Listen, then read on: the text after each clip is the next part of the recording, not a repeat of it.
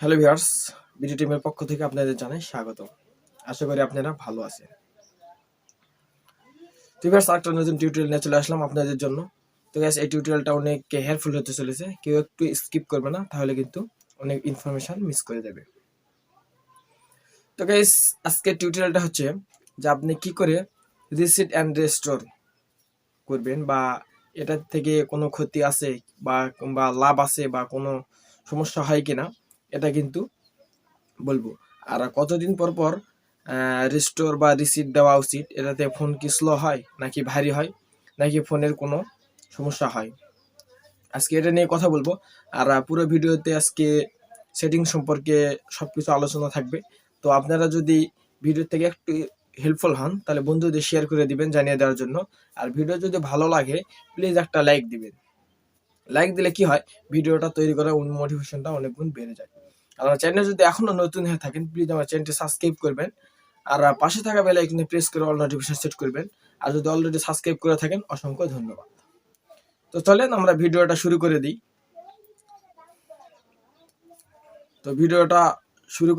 শুরু করার আগে ছোট্ট একটা রিকোয়েস্ট করব আমার, যে এরকম এই চ্যানেলে নিত্য নতুন ভিডিও আপলোড করা হয়।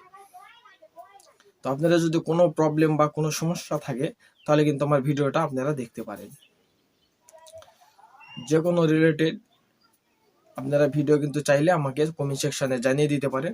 আমি কিন্তু সেই রিলেটেড ভিডিওটা তৈরি করার চেষ্টা করব। আর কোনো যদি কোশ্চেন থাকে, তাহলে আমাকে কমেন্ট সেকশনে জানিয়ে দিবেন, তাহলে আমি সেটার অ্যান্সার দেওয়ার চেষ্টা করব। তো চলে আমরা রিসিট আর রেস্টোর নিয়ে কথা বলি। তো আমরা প্রথমে আসি রিসিটের ব্যাপারে। তো রিসিটটা কি, আর এটা করলে কি হয়। রিসিট রিসিট এমন একটা জিনিস, বা রিসিট সব সেটেই থাকে এমন একটা জিনিস, এটা এভাবে কাজ করে।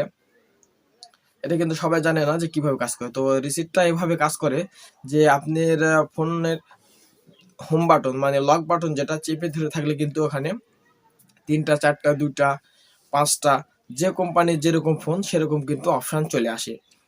এক পাশে থাকে পাওয়ার বাটন, আর এক পাশে থাকে মনে করেন যে অ্যাবাউট বা রিসিট বা এরকম কিছু থাকে।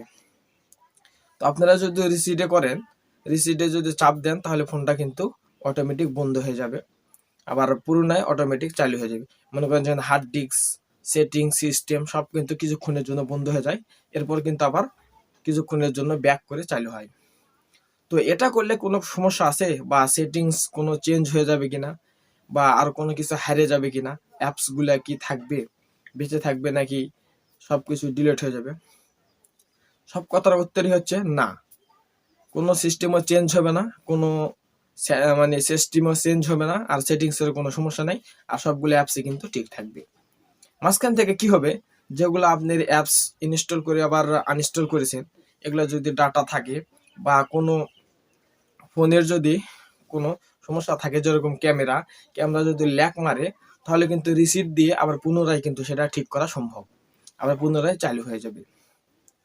আবার কোনো অ্যাপস যদি কাজ না করে, খুব স্লোলি কাজ করতেছে, বা কোনো অ্যাপস কাজ করতেছে না, এটা কিন্তু রিসিট দিয়েও পরে কিন্তু কাজ করা সম্ভব। এরকম ভাববেন না যে ফোনের কোনো সেটিং নষ্ট হয়ে গেছে বা ক্যামেরা নষ্ট হয়ে গেছে, রিসিট মারলে সেটা কিন্তু ঠিক হবে।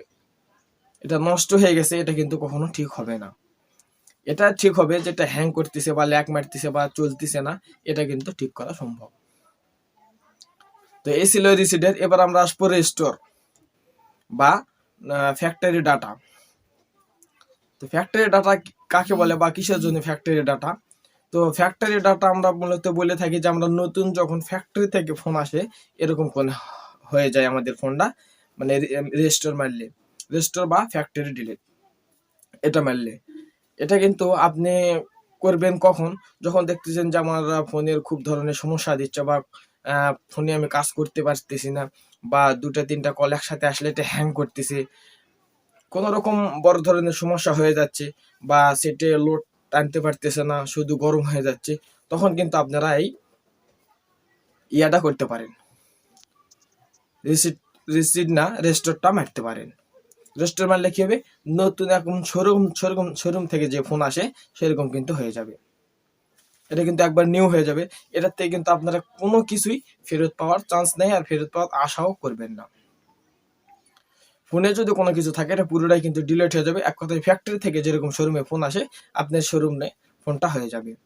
তো এগুলা বেঁচে রাখার জন্য, ফোনের সবকিছু বেঁচে রাখার জন্য আপনি জিমেলে রাখতে পারেন অথবা আপনার মেমোরিতে ট্রান্সফার করে রাখতে পারেন, আর তাছাড়া গুগল ড্রাইভে রাখতে পারেন, পুনরায় আবার আপনারা ফিরে পেতে পারেন। আর যদি ফোনে রাখেন তাহলে কিন্তু এটা রেস্টোর মারলে কিন্তু আর কখনোই ফেরত পাওয়া সম্ভব না, কারণ এটা একদম ক্লিয়ার হয়ে যাবে।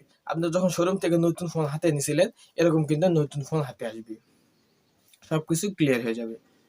তো আপনারা আমার কথা বুঝতেই পারছেন যে কি করে কি হবে। যদি কোনো জায়গায় কোনো সমস্যা থেকে থাকে তাহলে প্লিজ আমাকে কমেন্ট সেকশনে জানিয়ে দিবেন, আমি সেটার অ্যান্সার দেওয়ার চেষ্টা করব। আর গাইস, আমার ভিডিও যদি ভালো লাগে প্লিজ লাইক দিবেন, আর একটু যদি উপকৃত হয়ে থাকেন তাহলে শেয়ার করে দিতে ভুলবেন না বন্ধুদের। আর আমার চ্যানেলে যদি এখনো নতুন হয়ে থাকেন প্লিজ আমার চ্যানেলটি সাবস্ক্রাইব করবেন, আর সাবস্ক্রাইব করে থাকলে অসংখ্য ধন্যবাদ। আর ভিডিওতে বেশি বেশি লাইক দিবেন, লাইক দিলে ভিডিও তৈরি করার উৎসাহটা অনেক গুণ বেড়ে যায়। তো গাইস, আজকের ভিডিও ছিল এই পর্যন্তই। তো পরের একটা ভিডিওর সাথে দেখা হচ্ছে খুবই তাড়াতাড়ি। ততক্ষণ ভালো থাকেন, সুস্থ থাকেন, আল্লাহ হাফেজ।